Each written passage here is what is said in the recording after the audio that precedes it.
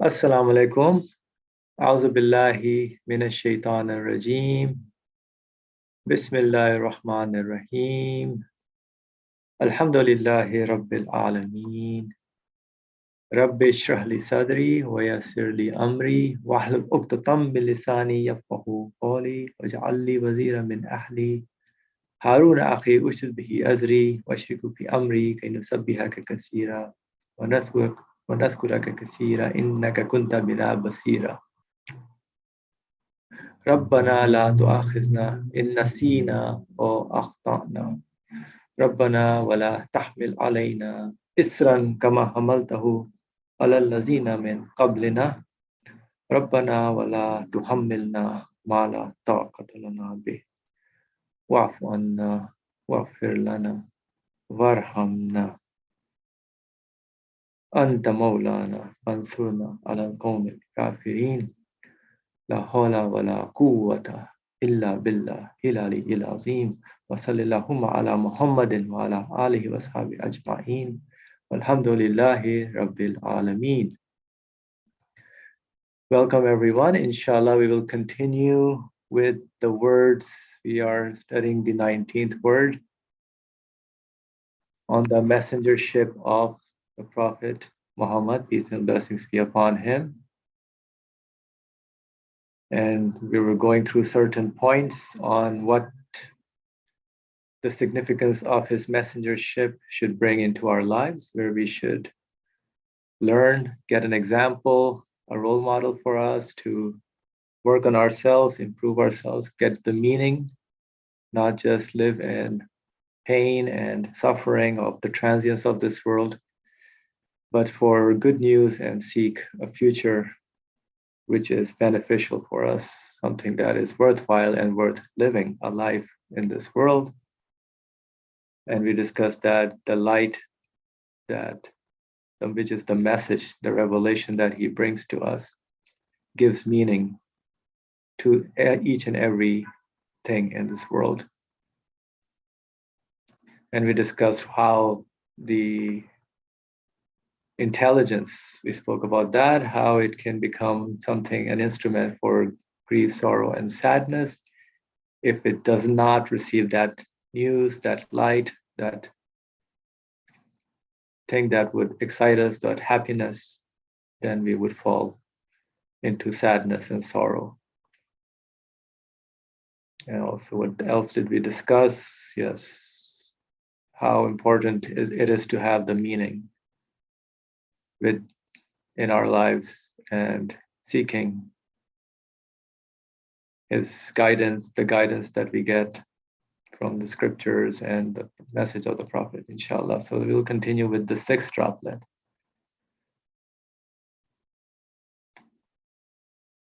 Thus, that being brings and announces the good news of eternal happiness. The good news of eternal happiness. He is the discoverer and proclaimer of an infinite mercy. A discoverer and proclaimer of an infinite mercy.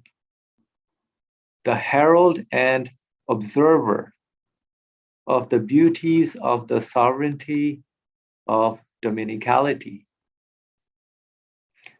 And the discloser and displayer of the treasures of the divine names. Pretty good description on how good news comes to us. So everybody likes good news, and then eternal happiness is an amazing news that gives meaning to our life, or meaning to our existence in this, why we are here. Because the universe would not tell us if we are living here without the light, without the message. I can ask anyone in the universe and nobody can give me this news of eternal happiness. They're like, everything is just going to be like me as a created being or thing or individual. And then they say, I don't know. I'm existing like this, but then there has to be a bringer of good news, somebody who tells that this meaning, this life is worth living, is meaningful, is with a purpose. And of course, being a discoverer, we should also be that kind of discoverer and proclaimer. We should learn from this, being also a proclaimer of infinite mercy, whatever we are experiencing. We have to seek it, discover it, not just take it for granted. The water I drank is an infinite mercy. I have to discover it and proclaim it. The food I eat, the air I'm breathing. So it's a good reminder for me. The herald and observer of the beauties of the sovereignty of dominicality. So somebody who upholds it, observes the beauties of the sovereignty of dominicality. So gives attention to each and every little thing that is coming into existence, and seeing the qualities, the beauties, seeing their purpose, and the discloser and displayer of the treasures of the divine names. Disclose and display the treasures of the divine names. If you regard this being or the prophet in that way, that is in regard to his being a worshipful servant of God. So there's this, I think, the key in this paragraph. How do you look at this individual? How do you look at this messenger? If you regard him in that way, that is in regard to his being a worshipful servant of God. You will see him to be the model of love. So you will start to see him as a model of love, the model of love, the exemplar of mercy, the glory of mankind, and the most luminous fruit of the tree of creation. The exemplar of mercy, the glory of mankind, how mankind has to be, and the most luminous fruit of the tree of creation. So that is one way of looking. While if you look in this way, so in this particular way, the lamb, that, yeah, while if you look in this way, that is in regard to his messengership. You see him to be the proof of God, the lamp of truth, the sun of guidance, and the means of happiness. So in terms of looking at him through his messengership, you see him as to be the proof of God, as evidence of God, the lamp of truth, bringing the news from the truth, the lamp of truth, the sun of guidance, something I can look to on how I should arrange my life, how I should be living in this world, and the means to happiness. And look, his light has lighted up from east to west like dazzling lightning. And half the earth and a fifth of mankind has accepted the gift of his guidance and preserved it like life itself. So how is it that our evil commanding souls and Satan's do not accept with all its degrees the basis of all such a being claimed, that is, there is no God but God.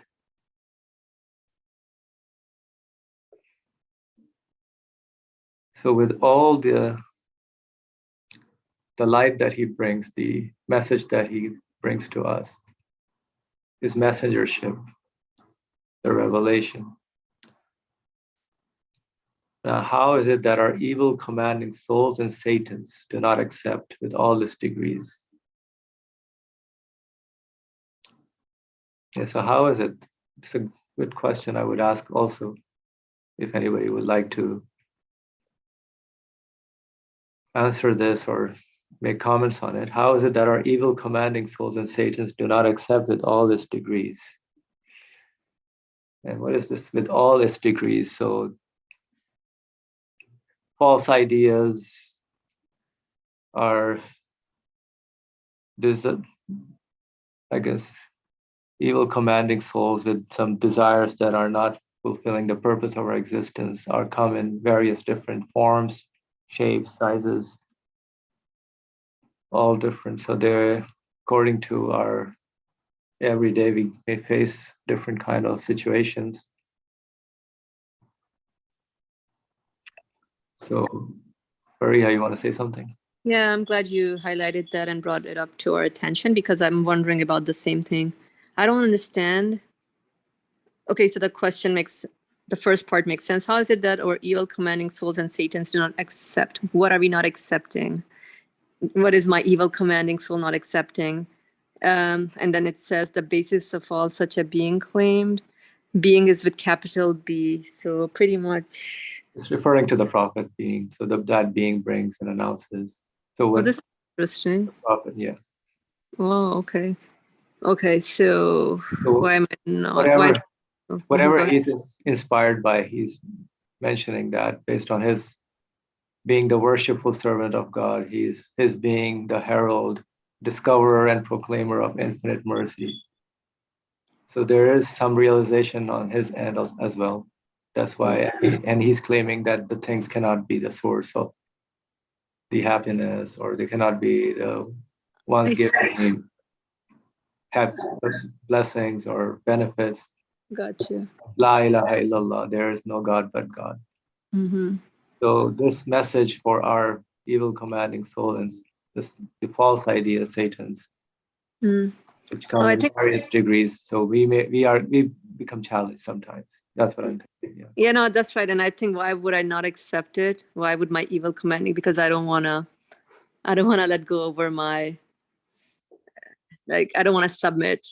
I guess I don't want to let go over my, this idea that, oh my goodness, that I'm not in control of my things.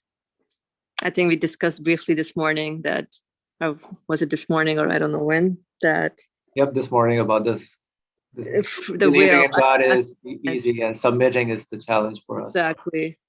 Yeah, I do believe in God, but hey, I'm controlling everything else. But hey, my expectations are not met, so that doesn't sit well. So I feel like, okay, yeah, no. So I refuse to accept that there is a divine being that's controlling everything. I don't know. That's just what I wanted to share. Thank you, Brother Ali. Please go ahead. First of all, that was a good question and answer by the same questioner, our friend Fariha. So we understand that there is no God but God requires submission. Somebody has a power and over me, but evil commanding means not really go and do haram things. No, declare yourself as to be the decision maker, as to be the one independently choose freely, as the one who is self-sufficient. Doesn't need to submit himself. So evil commanding soul equals, there is no God, doesn't equal or contradicts, there is no God but God. But this being, because he is, the author is being that whoever he is, you don't have to say Muhammad or Ahmed or I don't know, Yusuf, or John, doesn't matter. Whoever does this mission must be the one who needs to be appreciated, really, because this being, his being is a proof of God himself. What's the big claim? What does it mean? When you look at the way he lived, and when you look at the message he brought to us, you will see that this is just absolute truth. no doubt about it. It really confirms the reality of this existence. So therefore, his being, of course, his being represents not body, but message, representing the message as this person whose message represents La ilaha illahu, there is no God but God, in his message, in his life. So he is, this being represents as an evidence for belief in an absolute being. Well, this is what the subject is discussed, and I appreciated it. The question and the answer is by the same questioner. They are all beautiful, but what attracted my attention here in the sixth droplet,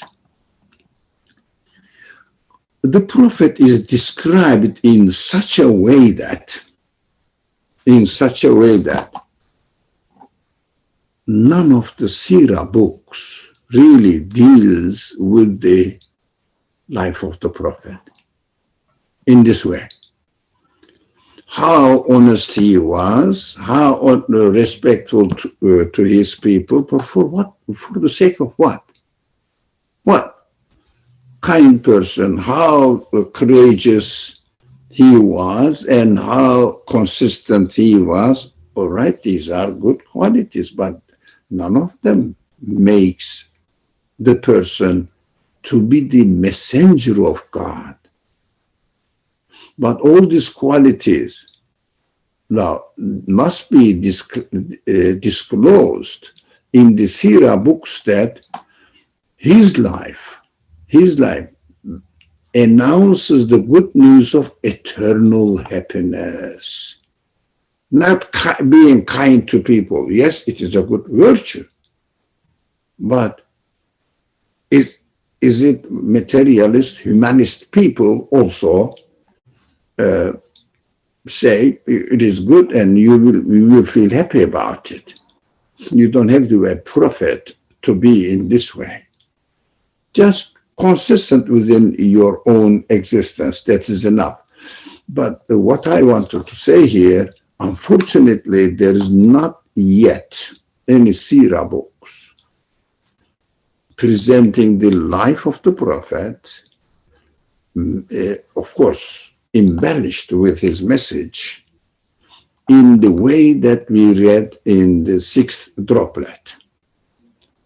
I think that's a great mission to be fulfilled. 1400 years didn't give this fruit yet.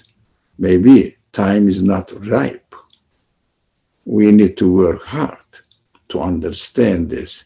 How are we going to present the Prophet to the people? He was advising, big, charitable, kind, but humanists do the same thing, really. That's why they say, religion is for ignorant people. They need guidance. They need a mentor, like what Muhammad was for the Bedouins, Arab Bedouins. But we are self-sufficient now. Here we go. So again, evil commanding soul replaces all the qualities represented, generally way of presentation of Sirah books. That is why we need to read the Sirah books, how the Prophet really struggled to spread the message, which kind of difficulties and perilous living conditions he took care of or was subject to. So that is good to know, but it doesn't give any picture of the Prophet as it is presented in the sixth droplet. I mean, it's a great mission to do that. Inshallah, somebody should really take up this. It's a very serious matter waiting for the Muslim community to present the Prophet in such a way that not reduced to his historical wars. What happened to them? How many shaheed or martyrs they gave, and the result, and how many the kuffar were killed. What are you doing, man? Is it the prophethood? Yes, struggle is struggle. Okay, determinants is determinants, but this is in order to fulfill the mission of the good news of eternal happiness, to be a proof of God. And the exclamation of the Prophet's message, there is no God but God. Not there is no community stronger than the Muslim community. This is a completely insult to the Prophet's message. We have to be very careful. When we talk about Muhammad, alayhi salatu wassalam, as a messenger, we have to be very careful how we are presenting it.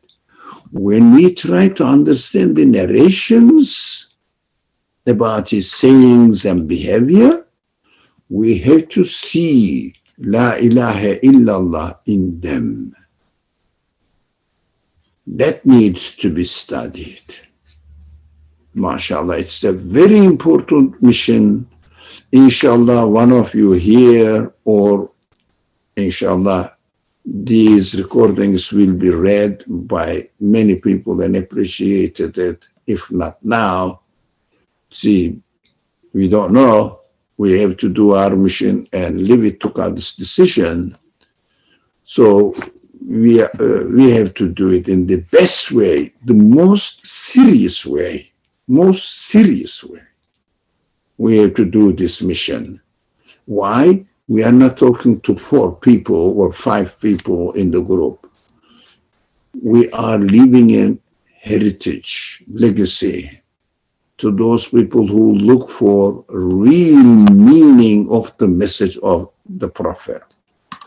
That is really emotionally excited me, and I just wanted to share my emotions with you. Thank you. And also dissolution. Thank you for sharing this. Much less, thank you for being optimistic as well, inshallah, to the prayer. At the same time, like I think I can speak for myself. Like I feel maybe that right now I'm struggling with just knowing the meaning of life and everything. So it doesn't even occur to following any kind of legacy of prophethood. I think at least we live in an era, or I can speak like I'm from a generation where I'm personally struggling with my own existence, trying to understand it. And inshallah, definitely, if the more I ponder over it, then light should shine. And then if I feel comfortable within my own existence, only then can I share it with others. Because right now, at this moment, I feel I'm personally struggling within myself. So how can I even share anything with others? Because I need to first work within myself, with what my existence points to, more so what does this universe point to? Inshallah. Inshallah, I would say as much as we have developed ourselves, inshallah. Radali, go ahead. Good question and good point. Good point. The confusion is here. In order to be able to convey the message, first of all, we have to have it. That is correct. That is a right attitude. But at the same time, we are responsible as much as we get to convey it. That is why the Prophet as soon as he received a few verses, sentences from God, he started declaring it. He didn't wait for the completion of the whole Quran. Quran is the revelation, the process of the revelation of the Quran is man's life journey. One truth, sparkle of truth, we got it, we have to share it. That is one point. Another point, if we say, I'm not going to have this excitement about sharing the legacy of this prophet, we cannot benefit from the prophet because we are just self-centric, not really trying to get the message of the prophet and benefit from it, because the meaning of life simply cannot be found within this universe. There is there is no such a source that will tell us the meaning of life in this world. Only looking for the meaning of life requires who can be the source of meaning of this life. For example, very simple, reading a book never claims that or tells that the book is the source of knowledge. We have to look who this conscious being inscribed in this book, the knowledge. Then we can understand and have a relationship with the meaning. In order to find the author of the book, or in order to feel the need of the author of the book, which is not within the book of the universe, we have to see that only the prophetic messages respond to this inquiry only. So we have to have an access to the message brought to us and represented in his own personal life, in the message of the prophet, in both ways, the revelation and at the same time his way of life. If we cannot appreciate the way of life of the prophet as it is described here, not in a ridiculous way that the ordinary Sirah books presents it. Well, I am fed up with them, read, and I couldn't find any really very valuable, essential message in them. That's a good man, that's it. I say, okay, I prefer Gandhi. Gandhi was a good man, helped the community and tried to save them from the colonialists' control or oppressions without any war. Seems to be more successful, and seems to be nowadays especially preferable. What is the difference between Muhammad and Gandhi? I give this example always. Don't be fed up with this example. It's a typical example because everybody talks about it, by the way. Gandhi is the hero of this humanist generation or century, not Muhammad. Because Muhammad is not presented as a message bearer as it is presented here. The bringer of the news of eternal happiness. Eternal happiness. Not that I'm freed from the colonialists only. Afterwards, do I get the eternal happiness?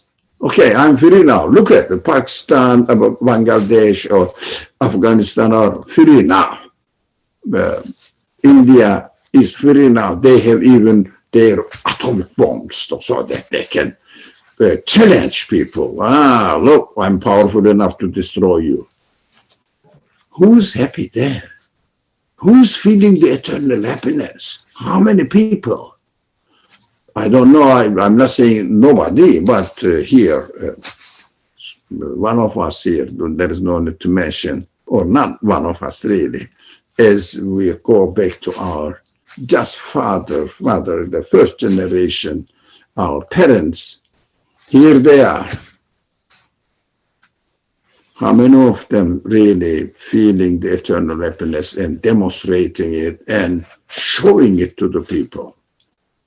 So we have to really have the aspiration of getting the message, representing it, upholding it, if we really understood it.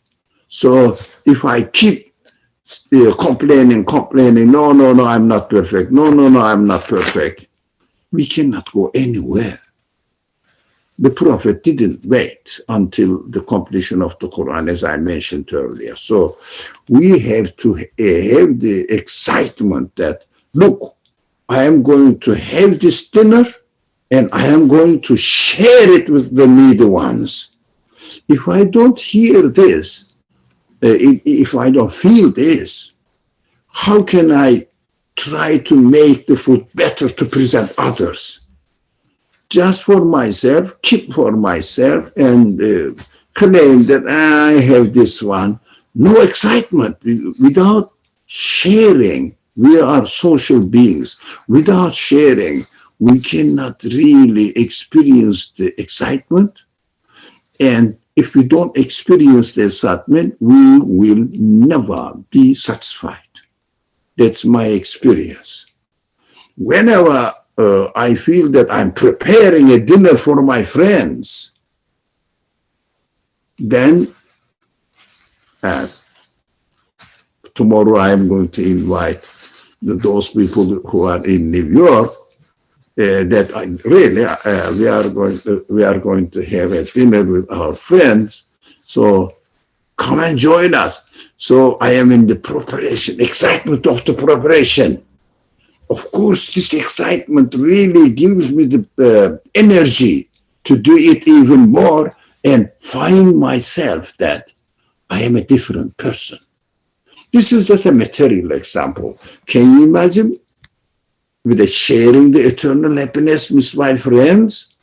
That is prophetic example, not my example. Thank you. Alhamdulillah, thank you. That was amazing. So you are happy to hear the news, eh? Okay. Yes. You are already in the list, inshallah. Inshallah. Yes, so that's, all the Sierra books you were making an example. Yeah, they basically highlight the quality that they're attributing to the individual, to the person. And this is a whole new way of seeing him as a worshipful servant of God, proof of God,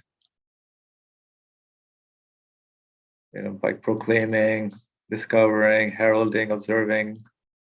That's what messengership is supposed to be.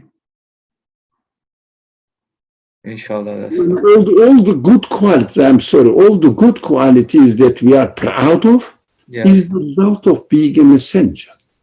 Otherwise, we turn the Prophet Muhammad into a humanist, sacrificial man. It means sacrificing. I don't know whether it's right or wrong, the word using the sacrificial man. Sacrificing himself for human things. Not he is really sacrificed himself in order to represent La ilaha illallah, there is no God but God, in order to represent how a person can experience the eternal happiness here in this world. Now, that is a beautiful way of looking at the life of the Prophet, in fact. Thank you. Alhamdulillah. Any other comment by anyone?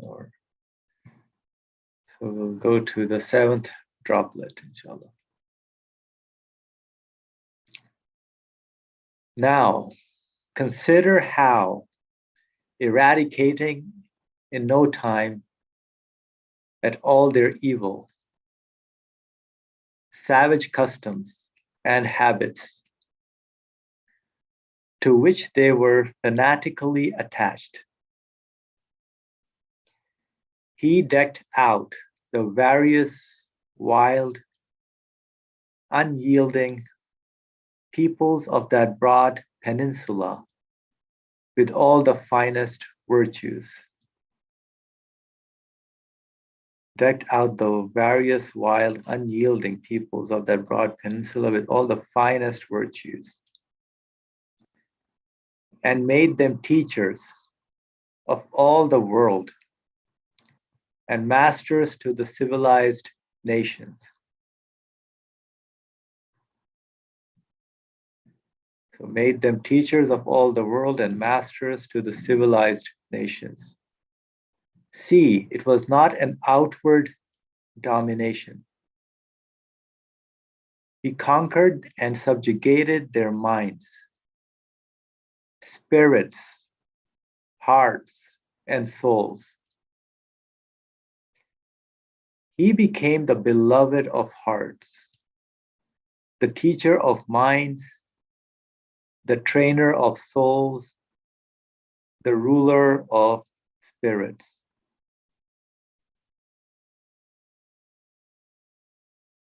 This is the 7th droplet of how to see his messengership.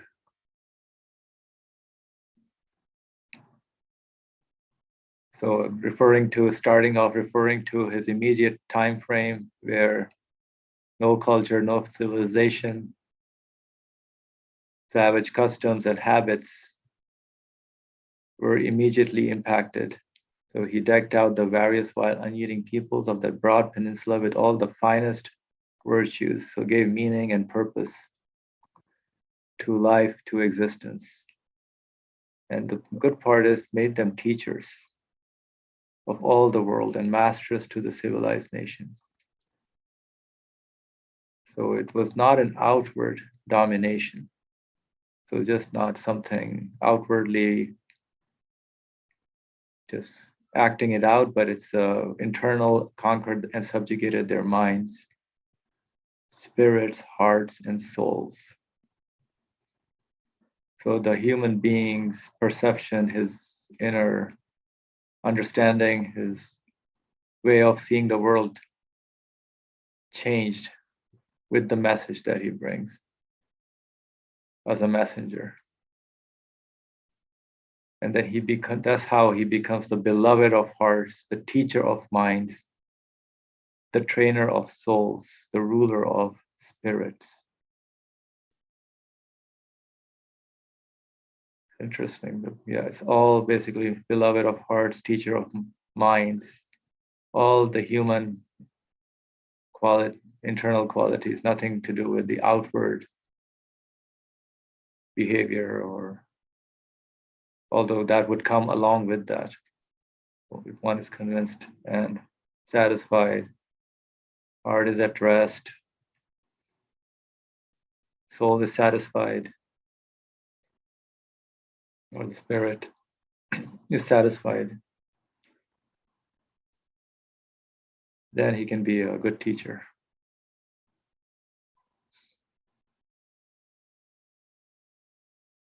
So, any comment on this droplet?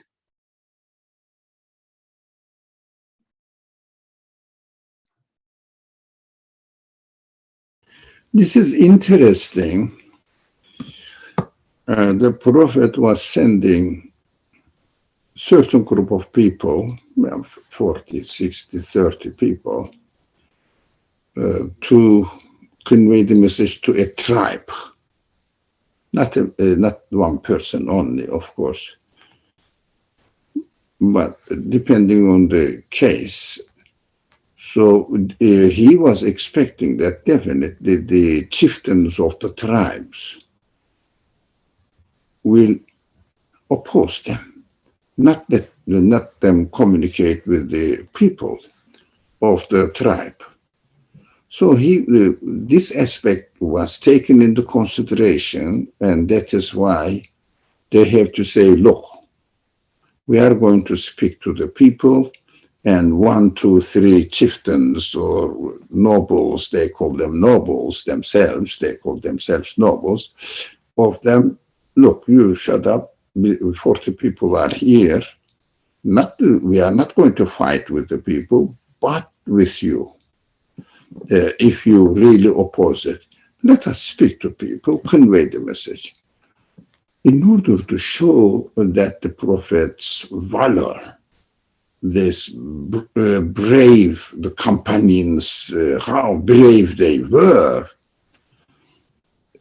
they say they went to the tribe, which are maybe 100, maybe not 100, 4,000 or 5,000, 100 and maybe 1,000 people in a tribe. If it's a big tribe, 2,000, 3,000, not much really.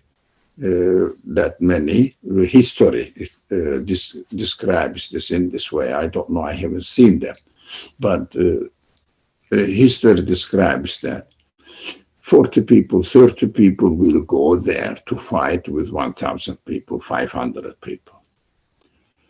It is crazy. I mean, to exaggerate the courage of the companions cost people, the later generation like us, how courageous they were. We forgot about that. They were there in order to become the beloved of hearts, minds, spirits, souls. No, there is no such thing mentioned in Sira books. They were conveying the message, explaining people, especially early period of Mecca. Look, this universe is not really a substantial being. It can always be destroyed. And we are also going to be destroyed with death. And do you think life is just this? Of course, that time, the major theme of the Quran was, and the people learned from the message, this. There is a hereafter, next creation. There must be. Otherwise, our existence in this world is not worth living, really. Why do we struggle? Just die away, finish. Why not? So they turned all these figures into war scenario. So Ghazwa turned to be a war rather than tabligh, spreading the message, trying to conquer the people's hearts, minds, and spirits, souls. But that is so ridiculous, against the mission of the prophethood. That's why I don't really expect this ummah, followers of the Quran and followers of Muhammad, to appreciate the mission, but be proud of Muhammad as the best man on earth. Now, when it comes to speech, we say, he is the mercy to everyone, to the universe. What does it mean? Where is mercy in the war stories of Sira books? When you see that 13 years of life of Prophet in Sira books mentioned, let's say in 30, 40 pages. Medinian wars, pages are 200, 300, depending on the volume of the book. Pages. Why? Events, not message. But the foundation of the message was established during Mecca. 2/3, 2/3 of the Quran was revealed in Meccan period. All the foundations are there. Although the other 1/3 of the Quran is revealed in Medina, but this 1/3 of the Quran's 80% is about belief matters. Again, emphasis on how are we going to establish our relationship and how are we going to really have taqwa and worshipful attitude with our Creator, and how are we going to avoid from nifaq, it's famous munafiq. It means nifaq position, which means, yeah, I say I believe in God, and sincerely I believe in God, but when it comes to accepting the exemplary life of Muhammad in my life, I start swinging here and there, just swinging, not staying stable. Why? I don't want to fully satisfy myself to my Creator through the exemplary life of the Prophet. So that is for my point, although the main point of the 7th droplet, as Asim highlighted this sentence, then you can talk about.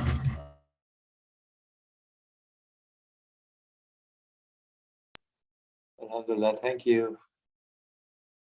So anybody would like to comment? Anything?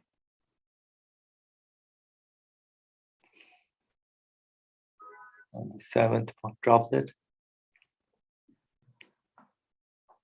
Yeah, so it does become important to talk to people in a particular way. So conquering their hearts, minds, souls, and spirits. Because the marketing does a good job materially to conquer the humans' self-sufficiency and their egoistic desires. But deep down inside, everybody's in need of the good news, satisfaction. So that's why important to touch the human spirit, and their intelligence, their minds, souls. Thank you for bringing this up. I feel that we need constant reminder also in this group and whoever is listening to about this need for eternal satisfaction, that nothing of this universe satisfies me, because the air is so strong with things that are going to satisfy me. Like, yeah, everybody has this need, and people are just, unfortunately, we're all struggling that, oh, maybe something of this universe will end up satisfying me because the message has not reached to me the way it ought to be reached, or perhaps I haven't been that open to receiving the message, or perhaps I haven't been that seriously studying the message. But deep down, like you said, Asim, there's this need. We all have this need, and we need, like, I really need like a dose, constant reminder, like, yeah, daily reminders that nothing of this universe satisfies me, because we have this question every day. I wake up, what satisfies me at the end of the day? And civilization is just so focused on, like you were saying, marketing things of this universe, or things that would not satisfy my eternal expectations. And so I need this constant dose, inshallah. Thank you for the reminders. Alhamdulillah. All right, so we'll move to the 8th droplet. You know that a small habit, like cigarette smoking, among a small nation can be removed permanently only by a powerful ruler with great effort. Yep. Interesting, yeah. But look, this being removed numerous ingrained habits from intractable, fanatical large nations with slight outward power and little effort in a short period of time.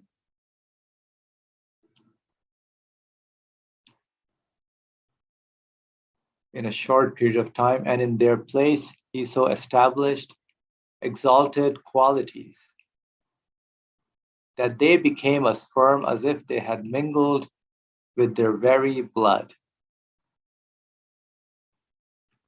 He achieved very many extraordinary feats like this.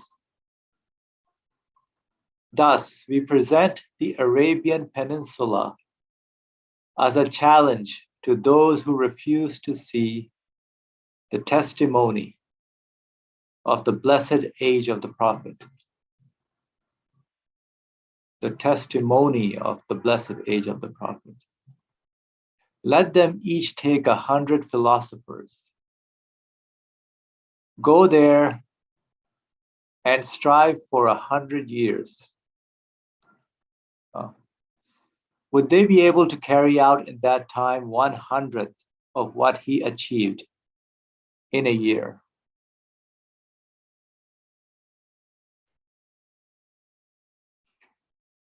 So changing human beings is quite a feat, quite a challenge. As we saw in this recently, for example, getting the vaccine to people as a practical example. It took a lot of effort to convince people to get the vaccine. I mean, and of course, the habit like cigarette smoking, although they put that in the packages that this is very harmful to your health, causes cancer, and still sales of cigarettes is pretty much the same. And with the marketing, it even goes up. So it requires very great effort by a powerful ruler. How does whoever runs the institutions, there's a lot of interest in what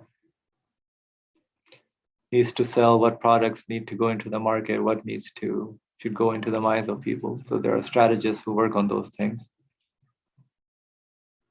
But look, now this is something to do with our humanity. So the eight droplet, how the light of the Prophet, whatever he brings, the message he brings, the good news that he brings, and what he touches is not something external, but within the human being.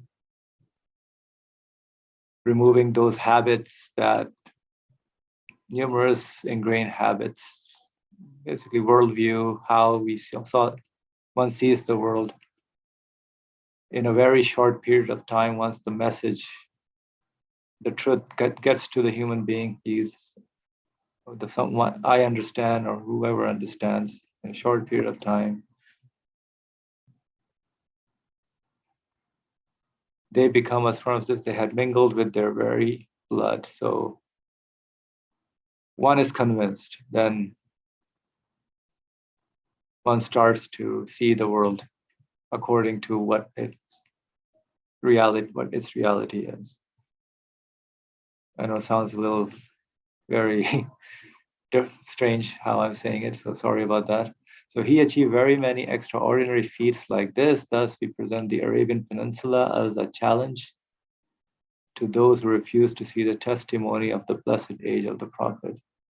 So that particular time frame as being the testimony of the achievement, or how the truth was conveyed to individuals to change their hearts and minds. Now, with all the different philosophies going on and the great effort being staged, people are struggling, challenged in terms of finding their purpose in existence, finding happiness.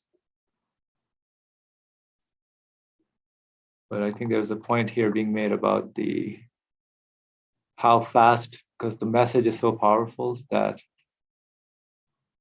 you don't need like a great effort to convey that. You don't need a strong army to overcome the challenge or great marketing, but whatever, simple message about our purpose in existence, what are we here for?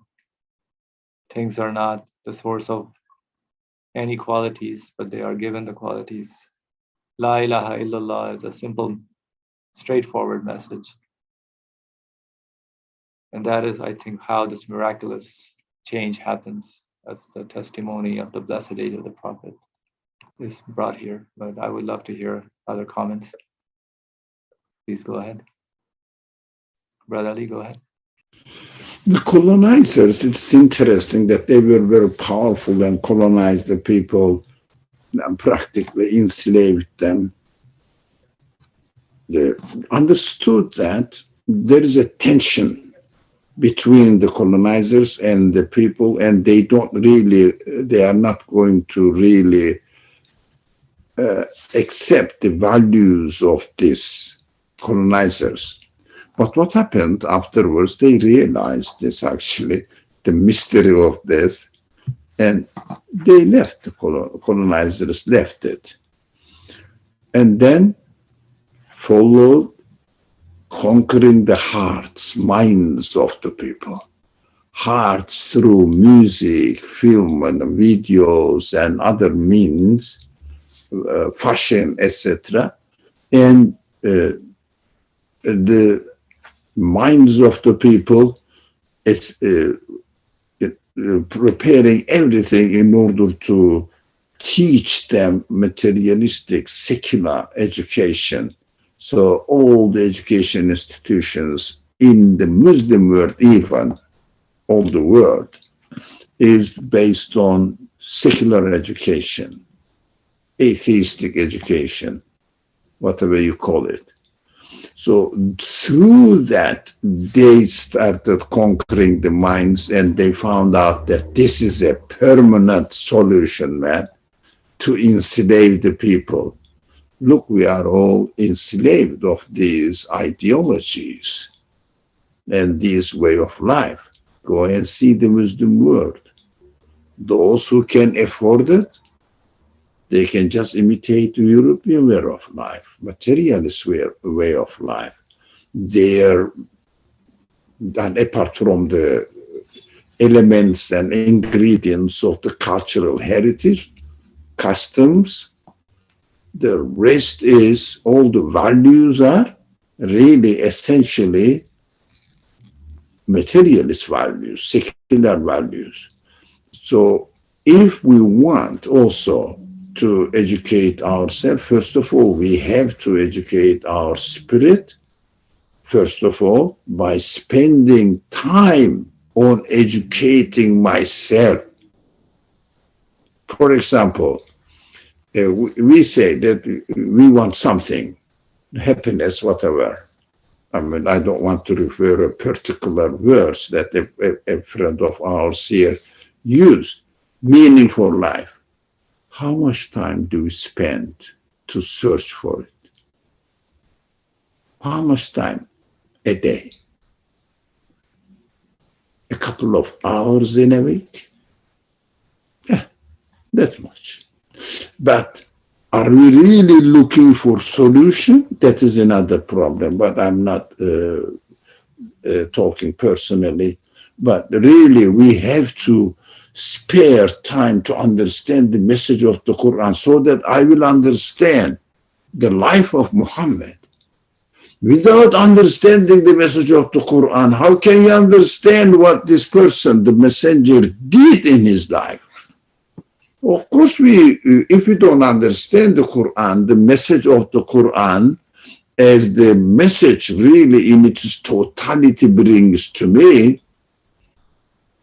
then we reduce the life of the Prophet into a materialistic successes, forgetting that behind this, of course, the success of the message if you like, invading, conquering the minds, hearts, souls of the people. Invading them, because they are most appropriate sources. We have to do the same thing for ourselves and for others as well. Present the Prophet and Islam and Quranic message. For example, when they say, "Are you a Muslim?" Yeah, I witnessed many of them. Yes, we know what is Islam. Well, we pray 5 times a day. We fast Ramadan. You know Ramadan. So ridiculous, man. So ridiculous. I mean, I don't know whether we should laugh at it or we cry at it. Reducing meaningless prayer actions. Islam, reducing Islam to meaningless prayer actions in the eye of the questioner, it means you are just bowing and frustrating, standing up, turning to a certain meaningless direction, a cube building, and it looks like pagan. Are you worshipping the cube building? What are we doing in their eye? Because we don't really present the meaning of prayer. That is what Islam taught. And then, if a person really is convinced with the message, etc., then he may appreciate as much as he understands the message, as much as he is serious to investigate what the message is saying. How much time depends on in our life we are spending on it.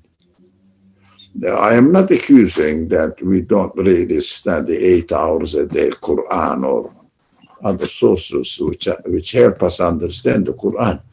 But life conditions, I appreciate this, but at the same time, any opportunity we have, even the meaning of 1 verse of the Quran a day, are we trying to understand the message in it with the help of available sources, especially the source that teaches us? We are reading here, the author teaches us the methodology of understanding the message. And how are we going to understand? Are we preparing our method? How to approach the Quran? And really, I'm not saying we don't, no. Well, we are trying, here we are, but as much time we spend on it, as much success we have, sincerely looking for solution, but sincerely looking for solution for any problem, looking for it. And then we will go slowly. That is how human beings progress, inshallah. No, that is what my feelings say, that really we should have this excitement of introducing the message to myself and educating myself with the message and really taking it seriously, so that we will share with others and we will share our excitement with others. So it will really, like the snowball, they say, support each other. The more we share and see people's happiness and they receive the message, the more I will be excited to study. The more I study, the more I will be useful to other people. Alone, it doesn't work. I mean, as I understand, it's my personal understanding, if we don't have the excitement of sharing what I have been given, whatever it is, in the form of material, in the form of money, in the form of wealth, if I don't really see the pleasure in sharing them with others, I don't really feel the pleasure within myself. So when I reduce myself, my interest, my excitement to myself only, then the property turns into whatever Allah gave me, turns into a source of pride. That is also dangerous. Now, I know this much. I have this much. The pleasure is in sharing, inshallah. That's why we have to try to learn to share, to get to share, to gain to share, not to preserve it for myself only. Wassalamu alaikum. Sorry, I became emotional today about the Prophet. Thank you, Brother Ali, for sharing this. You mentioned a point about getting excited myself. How do I get excited? I'm looking for that excitement with the prophetic message, because if I'm not excited, then obviously that energy is not going to spread out. But again, if I'm excited, then yes, going to project it as well. So here's the thing. How do I get excited with this message? Because I'm looking to get excited here. Okay, let's try. Let's try to share it with others. A little bit. 1 millimeter, that's enough. It is a progress, inshallah. Inshallah. Inshallah. Thank you, everyone. We'll try, inshallah. So, inshallah, we'll stop here for now. We'll continue next time with the 9th droplet. Bismillah ar-Rahman ar-Rahim. Subhanaka la ilma lana illa ma alamtana innaka anta al-alimul hakim wa akhiru da'wahum alhamdulillahi rabbil alameen.